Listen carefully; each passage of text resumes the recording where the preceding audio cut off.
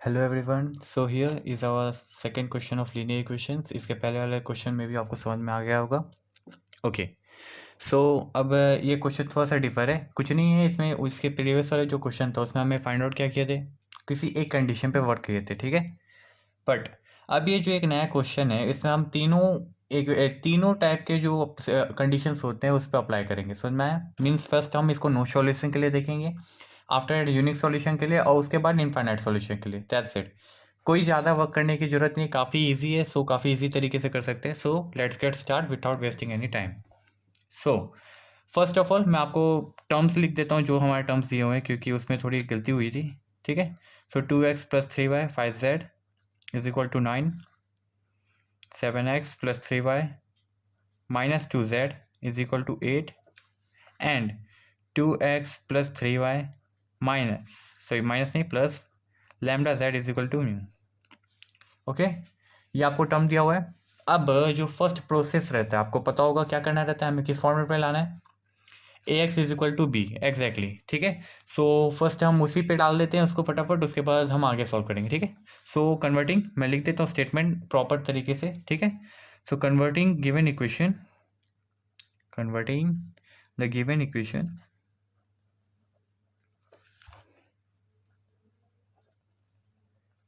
in the form of what, किस form में लिखना है, ax is equal to B. अब ये तो आपको डाउट नहीं है ना कि a क्या है, x क्या है, b क्या है, मैंने पहले ही बता चुका है। और अगर आपको स्टिल डाउट है तो आप उस वीडियो लेक्चर को देख लीजिए, आपका पूरा क्रिस्टल क्लियर हो जाएगा। Okay okay, now so here अपना जो a का वैल्यू होगा वो क्या होगा, कहाँ से निकालना है आपको a की वैल्यू। तो जो ये आपको गिवन यहाँ पे जो ये तीन इक्वेशंस टाइप के जो दिए हुए हैं, इसी के थ्रू आपका पूरा a की वैल्यू निकल जाएगी, ठीक है। सो a की वैल्यू में लिख देते हैं जो इसके नंबर ऑफ कोफिशिएंट्स हैं, जो कोफिशिएंट है वो सबको लिख देते हैं, ठीक है। 2, 3, 5, 7, 3 -2, क्योंकि देखिए इसके आगे माइनस है तो -2 लिखेंगे, राइट। फिर 2, 3 और लैम्डा। समझ में आया? यहाँ तक क्लियर है? ओके, नाउ अब यहाँ पर हम किसकी वैल्यू निकालेंगे, एक्स की वैल्यू निकालेंगे। किसकी वैल्यू निकालेंगे, एक्स की वैल्यू जो आपकी वेरिएबल टर्म्स है हम उसको लिख देंगे, ठीक है। सो एक्स वाई जेड, और कुछ तो नहीं है ना, हाँ। ओके, सो यहाँ पर अब बी की वैल्यू लिख देते हैं। बी की वैल्यू क्या रहती थी, इक्वल टू के इस साइड वाली जो टर्म्स होती थी वो हमारी बी की वैल्यू होती थी, राइट। सो उसको लिख देते हैं। तो क्या है उसकी वैल्यू, 9, 8 और म्यू। यहाँ तक क्लियर है? कुछ नहीं किया अभी, हमने बस पार्टीशन किया है कि किसकी वैल्यू क्या है ना।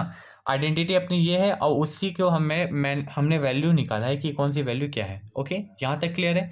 अब जो हमारा मेन जो फॉर्मेट होता है, हमें करना क्या रहता है, इस पर वर्क क्या करना है। चलो पहले हम उस फॉर्मूला के फॉर्म में लिख देते हैं कि लिखना कैसे उसको, ठीक है। सो यहाँ पर A X is equal to B के फॉर्मेट लिखना है, तो इसको ऐसे लिखेंगे 2, 3, 5, 7, 3 -2, 2, 3 लैम्डा, ठीक है। मल्टीप्लीकेशन में यहाँ पर एक्स था, it means x y z ऐसे लिखेंगे, एक्स वाई एंड जेड। और इक्वल टू के इस साइड में बी था, सो इक्वल टू के इस साइड में बी है तो बी को भी वैसे लिख देते हैं 9, 8 एंड म्यू। यहाँ तक क्लियर है ना। आई थिंक यहाँ पर तो आपको कोई डाउट होनी नहीं चाहिए, ठीक है। अब हम क्या करेंगे, इस पर अब वर्क करना स्टार्ट करते हैं, ठीक है। हमारा मेन मोटो क्या है, इसे अपर ट्रायंगुलर मैट्रिक्स में डालना है, पता होगा ना। ओके, सो अपर ट्रायंगुलर मैट्रिक्स में लाने के लिए हम क्या करेंगे, नीचे के ये जो तीन टर्म्स है उसको हम जीरो करेंगे, इतना पता है आपको। ओके, सो स्टार्ट करते हैं, वर्क करते हैं इस पे। तो अगर ये तीन टर्म्स को आगे हमें जीरो करना है तो मैं क्या कर सकता हूँ, सो मैं यहाँ पे क्या करूँ, रो 3 में वर्क करते हैं। पहले रो 3 में ये दो टर्म्स को जीरो करते हैं, उसके बाद हम ऊपर जाएंगे, ठीक है। सो रो 3 में जब मैं वर्क कर रहा हूँ तो R3 माइनस R1 कर दूं, ठीक है। सो जो अपनी न्यू वैल्यू होगी वो क्या हो जाएगी, पहली बात R3 पे वर्क हो रहा है, सो R1 R2 में नो चेंजेस है ना, आपको मैं पहले भी बता चुका हूँ। ओके, सो R1 R2 आप जैसा है वैसे वैसे के वैसे लिख दीजिए, 7, 3 -2। नाउ अब ये R3 - R2 हो रहा है, मीन्स 2 - 2 कितना हो गया, 2 से 2 माइनस हो गया, राइट ना, दिखाई दे रहा है ना। ओके, सो 2 - 2 क्या हो गया, 0। सो यहाँ पर आप लिख दीजिए 3 - 3 कितना हो गया, 0, एग्जैक्टली, ठीक है। सो यहाँ पर मैंने 0 लिख दिया। आफ्टर डेट यहाँ पर लैम्डा क्या हो जाएगा, लैम्डा -5, ठीक है। यहाँ पर भी सेम, यहाँ पर कोई दिक्कत नहीं है, यहाँ पर जैसा था वैसे ही लिख दीजिएगा वेरिएबल टर्म्स को। और यहाँ पर भी थोड़ा सा चेंजेस आएगा, मीन्स जो प्रॉपर्टी आप यहाँ पर डाले वो प्रॉपर्टी इस पर भी अप्लाई होगा। ओके, सो यहाँ पर क्या हो जाएगा 9 नो चेंजेस, 8 नो चेंजेस, यहाँ पर क्या हो जाएगा म्यू माइनस 9, म्यू माइनस। यहाँ तक क्लियर है? काफ़ी इजी है ना, सो इस पर ज़्यादा वर्क करने की जरूरत नहीं है। पहले हमारा 2 टर्म्स ऑलरेडी जीरो हो चुका, अब इसको बस जीरो करना, हमारा फिर काम खत्म है। ठीक है, सो यहाँ तक आपका कोई डाउट तो नहीं है ना यहाँ पर? ओके, सो स्टार्ट, आगे आगे बढ़ते हैं हम। ठीक है, सो अब हम क्या करेंगे, हमारे ये जो 2 टर्म्स है ये तो जीरो हो गए, अब इस पे वर्क करना है, मीन्स R2 पे वर्क करना है अब हमें। ठीक है, R2 पे वर्क करना है। सो R2 पे जब वर्क करना होगा तो मैं क्या करता हूँ, क्या प्रॉपर्टी डाल सकता हूँ, सो R2 tends to 2R2 minus 7R1। क्या हो रहा है यहाँ पर देखो, 7 है, ये 2 है, और ये सो ये 7 है और ये 2 है। ठीक है, अब मैं इसमें क्या कर रहा हूँ, यहाँ पर मैंने क्या डाला 2R2, मतलब ये वाले टर्म को मैं किससे मल्टीप्लाई कर रहा हूँ, 2 से मल्टीप्लाई कर रहा हूँ, तो 2 को 7 से मल्टीप्लाई करूँगा क्या हो जाएगा 14, और R1 को मैं 7 से मल्टीप्लाई कर रहा हूँ, तो ये 7 इंटू 2 क्या हो जाएगा 14, इन दोनों में 14 कॉमन है, दैट्स वाई। अब उसको फिर माइनस कर देंगे, जीरो हो जाएगा, बस और कुछ नहीं किया। ठीक है, तो यहाँ पर भी वही हुआ है, R2 tends to 2R2 minus 7R1। ठीक है, अब हम क्या करते हैं, उसको लिख देते हैं। इसके बेसिस पे जब हमारा जो न्यू मैट्रिक्स जो फॉर्म होगा वो क्या फॉर्म होगा, 2 3 5 0 माइनस 15 माइनस 39। ठीक है, और उसके बाद 0 0 लैम्डा माइनस 5। यहाँ तक क्लियर है? ओके, सो अब यहाँ पर क्या आ गया, ये x y z as it is, जैसा था वैसे का वैसे लिख देना है आपको। ठीक है, उसके बाद यहाँ पर भी आप में चेंजेस आएगा, राइट ना, सो यहाँ पर क्या आएगा 9 माइनस 47 और म्यू माइनस 9।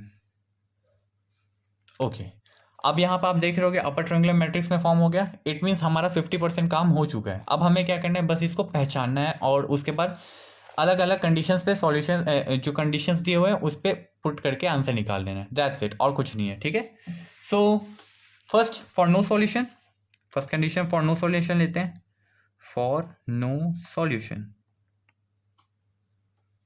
नो सॉल्यूशन में क्या होता था, याद होगा आपको, yes, rho of A is not equal to row of K, याद होगा, है ना।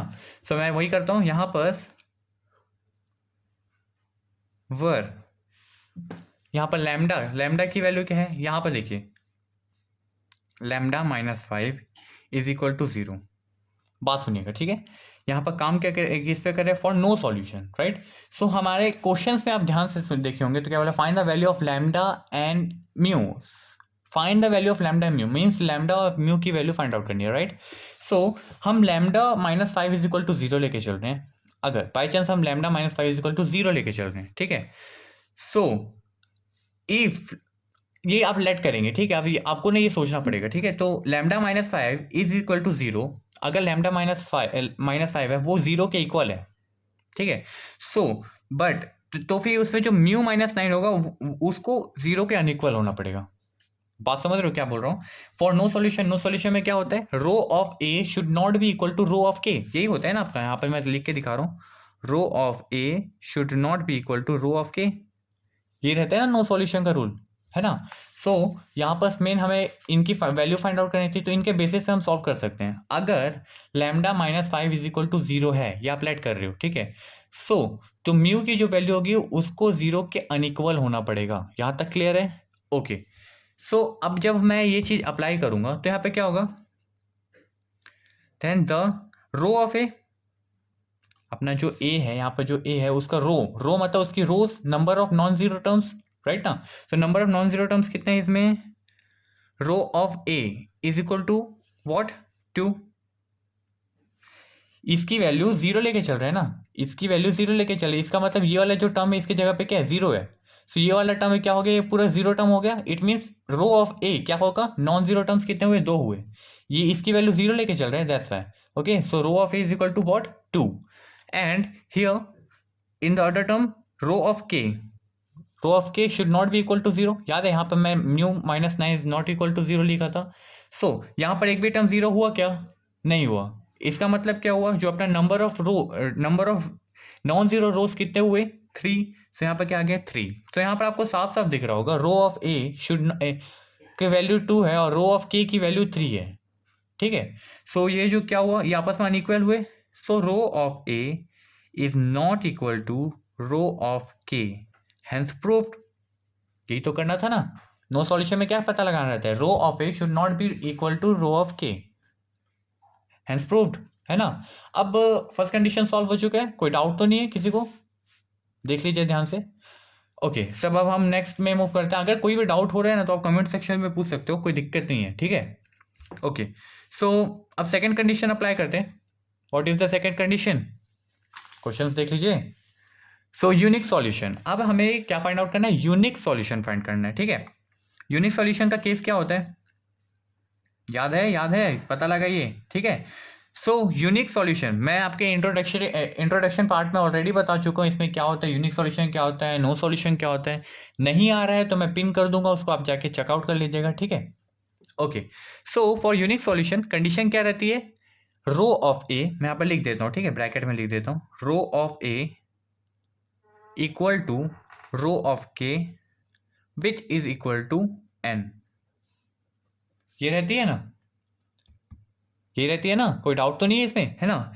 सो ये इसको आपको माइंड में याद रखना है, याद रखिएगा, for no solution what, row of A should not be equal to row of K, for unique solution rho of A is equal to row of K which is equal to row of N, and for the infinite solution rho of A, मैं यहाँ पर लिख देता हूँ for infinite solution, ऊपर में लिख देता हूँ, ठीक है, rho of A should be equal to row of K but less than N, N उनसे बड़ा होगा, ठीक है। सो स्टार्ट करते हैं यूनिक सॉल्यूशन के लिए। तो यूनिक सॉल्यूशन के केस के लिए हमें क्या करना पड़ेगा, ठीक है। ओके सो स्टार्ट करते हैं।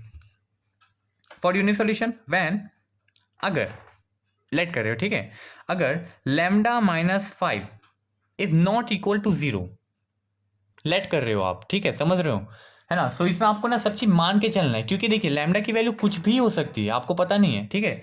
सो जीरो के रिस्पेक्ट में लेके कर रहे हैं हम, अगर lambda -5 is not equal to 0, ठीक है, and mu -9 is not equal to 0, क्योंकि इन दोनों की वैल्यू हमें बराबर लेके आनी है, राइट ना, दैट्स वाई। अगर lambda when lambda -5 is not equal to 0 and mu -9 is also not equal to 0, then what, इसकी वैल्यू जो होगी वो क्या हो जाएगी, देखिए ये नॉन जीरो है, दिख रहा होगा, ये नॉन जीरो है, इट मीन्स ये कोई भी न्यूमेरिकल टर्म है, ठीक है, 0 0 न्यूमेरिकल टर्म है, इट मीन्स ये नॉन जीरो रो हो गया, समझ रहे हो। सो ये नॉन जीरो रो हो गया तो total number of non zero रोज कितने हो गए, 3 हो गए, समझ रहे हो। सो यहां पर क्या होगा, rho of A is equal to what, 3 हो जाएगा, अगेन यहां पर रो ऑफ के भी क्या हो जाएगा, 3 हो जाएगा, और एन की वैल्यू यहां पर 3 है, ठीक है ना, क्लियर है। ओके सो यहाँ पे एन की वैल्यू भी क्या है, 3 है।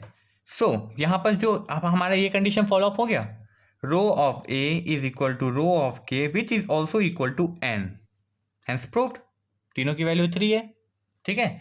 सो यहाँ पर स्टेटमेंट लिख देते हैं, hence system of linear equation are consistent, देख लीजिए फॉर्मेट, देख लीजिए किस तरीके से मैं लिख रहा हूँ, ठीक, ओके। अगर आप एग्जाम्स में इस तरीके से लिखेंगे तो आपको मार्क्स काटने से कोई रोक नहीं सकता, okay. So this is the right way to write the answers, है ना। सो ये काफ़ी सही तरीका है, ऐसे टाइप का स्टेटमेंट लिखना है आपको। So hence system of linear equation are consistent, ठीक है, एंड हैव व्हाट, ये कौन से सॉल्यूशन पे दिखा रहा है, एंड हैव यूनिक सॉल्यूशन, यही सेम स्टेटमेंट आप आगे में भी लिख सकते हो, देखिए यहाँ पर ये आपस में बराबर नहीं है ना। So it means what, it is inconsistent, ठीक है, they are consistent, they are not consistent, that's it, okay, my mistake, है ना, they are not consistent, okay. So here third condition apply करते हैं अब, ठीक है, स्टार्ट करते हैं। ओके सो थर्ड कंडीशन के लिए केसेस क्या थे, फॉर इनफाइनाइट सॉल्यूशन, मैं लिख देता हूं, ठीक है, for infinite no solution, okay, so when इसमें भी सेम लेट करना पड़ेगा ना, है ना, कंडीशन तो हमें बनाने पड़ेंगे, दिया हुआ है नो सॉल्यूशन में हमको उसको पुट करना है, बट कैसे पुट करेंगे, वैल्यूज क्या होंगी तब जाके उसकी वैल्यू होगी। ओके, सो हमें वही कर रहे हैं हम, ठीक है। So for infinite number of solution when क्या होगा, लैम्डा माइनस 5 की वैल्यू क्या होनी चाहिए, 0 होनी चाहिए, समझ रहे हो। ओके, लैम्डा माइनस 5 की वैल्यू 0 होनी चाहिए, म्यू माइनस 9 उसकी वैल्यू 0 होनी चाहिए। मैंने बताया ना, यहाँ पे कंडीशन दिखाया ना आपको, row of A is equal to row of K which is less than n, समझ में आया। So row of A lambda minus 5 is equal to 0, lambda minus 9 is equal to sorry mu minus 9 is equal to 0, यहां तक clear है, ठीक है। Then what, row of A क्या हो जाएगा, 2 हो जाएगा। मैं यहाँ पर दिखा दे रहा हूँ, कहाँ क्या अपना, हाँ यहाँ पर जब आप ये 0 0 इसकी वैल्यू 0 लिख दिए तो यहाँ पे ये पूरा 0 टर्म हो गया। सो नंबर ऑफ नॉन जीरो रोज कितने हो गए, 2 हो गए। इट मीन्स इसका जो रैंक है, rank of A is what, 2, ठीक है। अगेन रैंक ऑफ के, रो ऑफ के इज इक्वल टू व्हाट, 2, और एन की वैल्यू यहाँ पर क्या ही रहेगी, 3 ही रहेगी, नो चेंजेस, क्योंकि देखो एन है क्या है, ये वेरिएबल टर्म्स है तो ये हमेशा इसकी वैल्यू 3 ही रहेगी, ठीक है। और चेंज हो सकती है अगर आपके में एक्स्ट्रा कुछ वेरिएबल टर्म दिया है तो तब चेंज हो सकती है, नहीं तो ऐसे तो मोस्टली सेम रहता है, कॉमन रहता है, ठीक है। सो एन की वैल्यू यहाँ पे 3 है, रो ए 2 है और रो के 2 है ना, हेंस कंडीशंस प्रूफ्ड, ठीक है। हमें यही फाइंड आउट करना था ना, row of A is equal to row of K but less than what, n, less than n, ठीक है। इसकी वैल्यू 2 है, इसकी वैल्यू 2 है, बस इसकी वैल्यू क्या है, 3 है। ओके, सो स्टेटमेंट लिख देते हैं, hence the system of linear equation are consistent and have what condition follows, कौन सा कंडीशन फॉलो कर रहे हैं, इनफाइनाइट सॉल्यूशन, एग्जैक्टली, ठीक है। So and have infinite number of solution, clear है, कुछ ज़्यादा टफ नहीं है क्वेश्चन, ठीक है ना, काफ़ी ज़्यादा इजी है। सो आप इसको इजीली कर सकते हो, कोई ज़्यादा टफ की बात नहीं है, ठीक है। बस थोड़ा सा समझने की जरूरत है। और यहाँ पर ये बात याद रखिएगा, जो अलग अलग डिफरेंट कंडीशंस हैं, है ना, और आपको किसी वेरिएबल की वैल्यू फाइंड आउट करने बोला है तो आप उसके हिसाब से अपने कंडीशंस के हिसाब से उसकी वैल्यूज रख सकते हैं, ठीक है। दैट्स वाई हमने यहाँ पे ये तीन कंडीशंस पे लैम्डा माइनस 5 और म्यू माइनस 9 की वैल्यू अलग अलग रखी, कभी 0 के इक्वल के और कभी 0 के अनइक्वल, दैट्स इट। ओके, सो ज़्यादा कंफ्यूजिंग नहीं है। सो हियर यहाँ पर अपना ये वाला टॉपिक खत्म होता है। अब हम नेक्स्ट वीडियोस में होमोजीनियस के बारे में बात करेंगे, ठीक है, वो भी काफ़ी इंपॉर्टेंट टॉपिक है। Okay then, thank you.